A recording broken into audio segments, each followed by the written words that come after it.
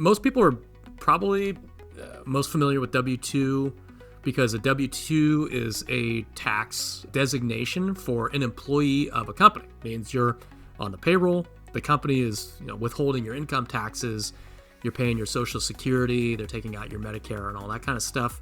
Legally, these companies are bound to specific types of legal protections, like, workers' comp. I think if you're non-salary, there's overtime type of stuff. There's anti-discrimination laws, unemployment, like all of the legal stuff that like a lot of the legal trainings you have to go through the company are because you're a W-2 employee. You have to go to your sexual harassment training. You have to check that box and all that kind of stuff.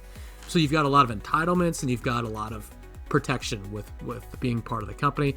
And usually it includes some sort of mandatory benefits. Like I think you've got a mandatory amount of days off, sometimes health insurance to a certain extent, retirement, all that kind of stuff.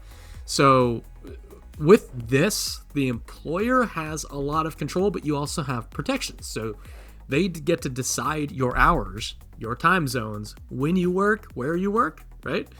But you've got a lot of these protections. They can't just usually fire you for no reason. They can't take away your benefits, anything like that. So you've got protection, but not a whole lot of flexibility. Now, 1099 is technically an independent contractor. You kind of are your own business. So you just get paid money. Money gets put in your account. You're now responsible for your estimated taxes, what you do with that money, and how you pay yourself that money, meaning like pulling out the deductions that you need, the taxes, all that kind of stuff. I don't think there's really ever a case where you get benefits, really. They may, 1099 companies, they may pay you stipends, like here's your health and wellness. You get $1,000 a quarter for health and wellness. You get a gym membership, right?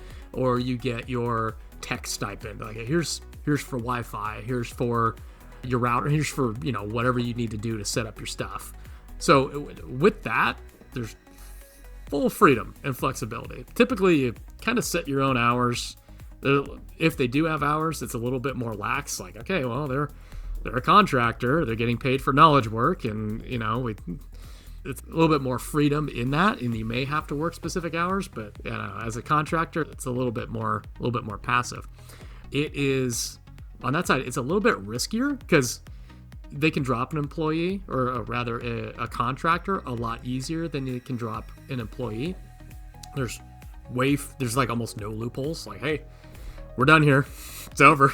Unless you've got... Right. It's not like severance that you get for a layoff and things like that. Right.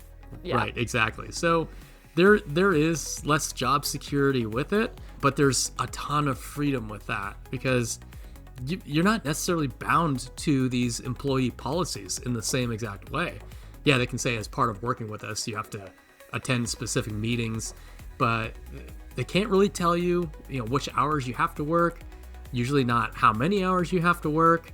Where you can work is the biggest thing here. Is your 1099.